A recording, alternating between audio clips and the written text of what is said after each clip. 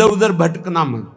दान, पुण्य, तीर्थयाटन, धर्म समुदाय, इन सब का परम फल है कि हमें उत्तम सत्संग मिल जाए। सत्संग का फल है कि प्रभु की स्मृति में हम डूब जाएं, इससे बढ़कर कोई परम लाभ नहीं।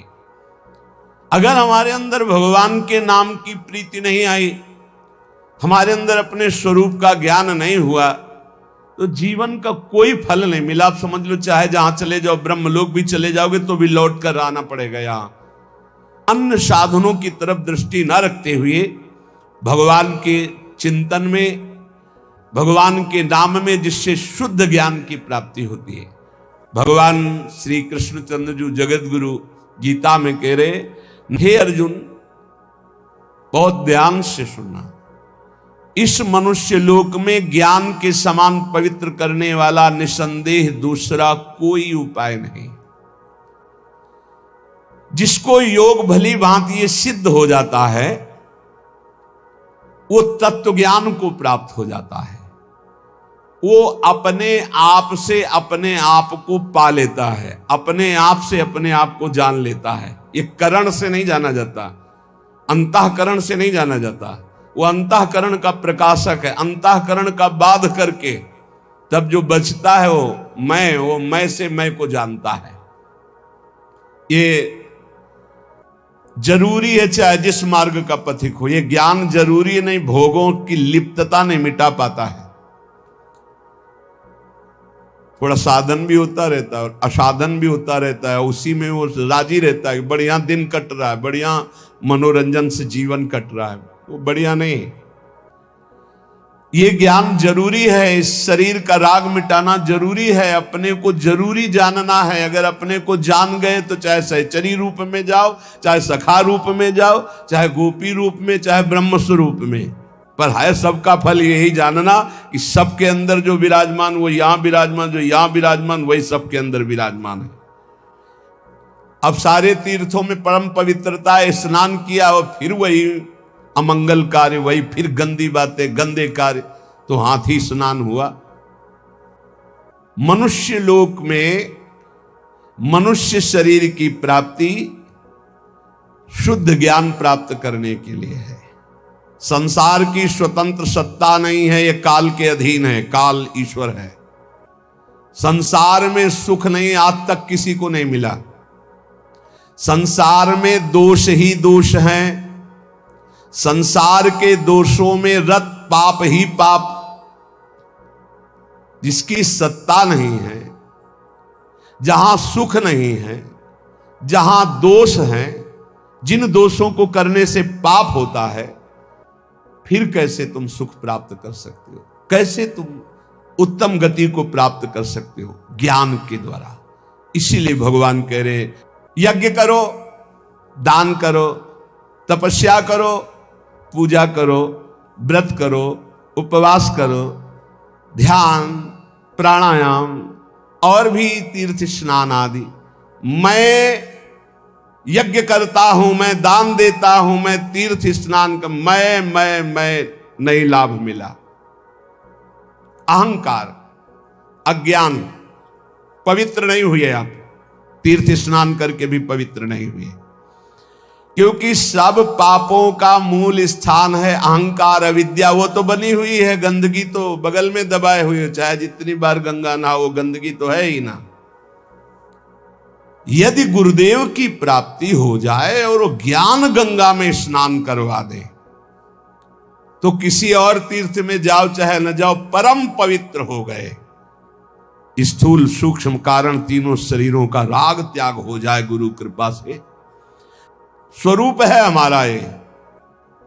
सांगो पांग गुरु प्रदत्त आराधना करने से तत्व ज्ञान हो जाता है, वही सिद्ध कहा जाता है। कल जैसे एक प्रवक्ता जी प्रश्न कर रहे थे कि बाहरी लोग कहते हैं कि हिंदू उपासना में, सनातन उपासना में गणेश जी, ये जी इतने भगवान हैं कि आपस ही में झगड़ा है। हमारे सनातन धर्म में तो ऐसी उपासना की चराचर भगवान है।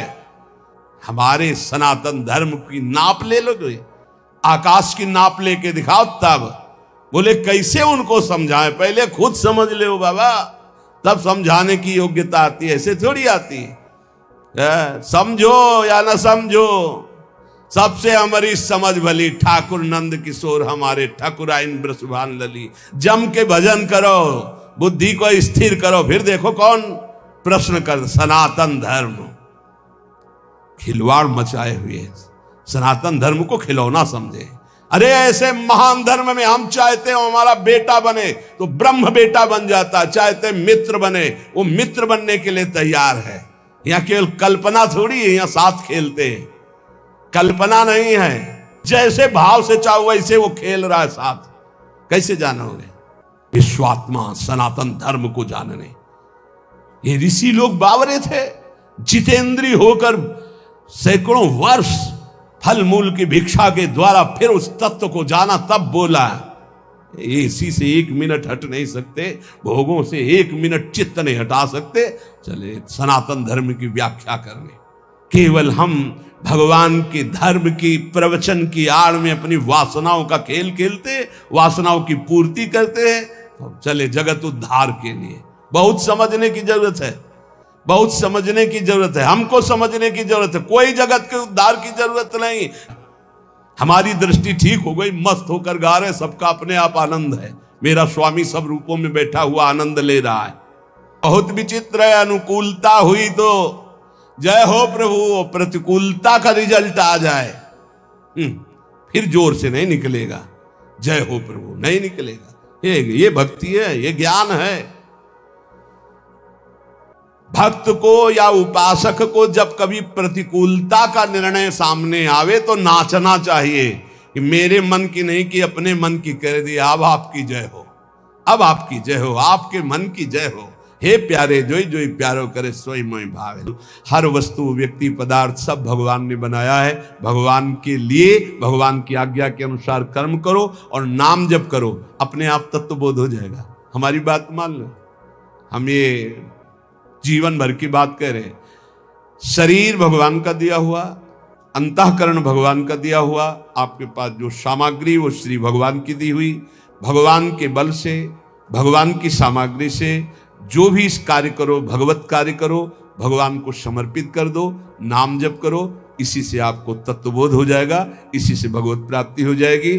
और ज्यादा समझने की अभी कोशिश न करें क्योंकि बहुत कठिन है। इस समय जो ज्ञान का वर्णन हो रहा है, काशी के घाटों वाला उपासना क्षेत्र है, और ये ज्ञान के पंथ कृपाण के धारा परत खगेश लगे नहीं बारा। भक्ति में बड़ी सरसता से वही बोध हो जाता है। बड़े बड़े भक्तों को महाज्ञानी कहा गया। गरुड़ महाज्ञानी गुण राशि, विश्वामित्र महामुनि ज्ञानी, हनुमान जी तो परम ज्ञानी है ही है। जो भक्ति में लगता है उसको विशुद्ध ज्ञान हो जाता है। आप ज्ञान की चिंता न करें, आप नाम जप की चिंता करें, और कोई असत कर्म ना होने पावे, शास्त्र सम्मत कर्म हो और उन्हें भगवान को समर्पित कर दो। इसी से भगवान ज्ञान समुद्र है, आपके हृदय में करुणा करके विशुद्ध ज्ञान प्रकाशित कर देंगे, जिससे आपका जीवत्व नष्ट हो जाएगा, जिससे आपका देह भाव नष्ट हो जाएगा, जिससे आपके संचित कर्म भस्म हो जाएंगे।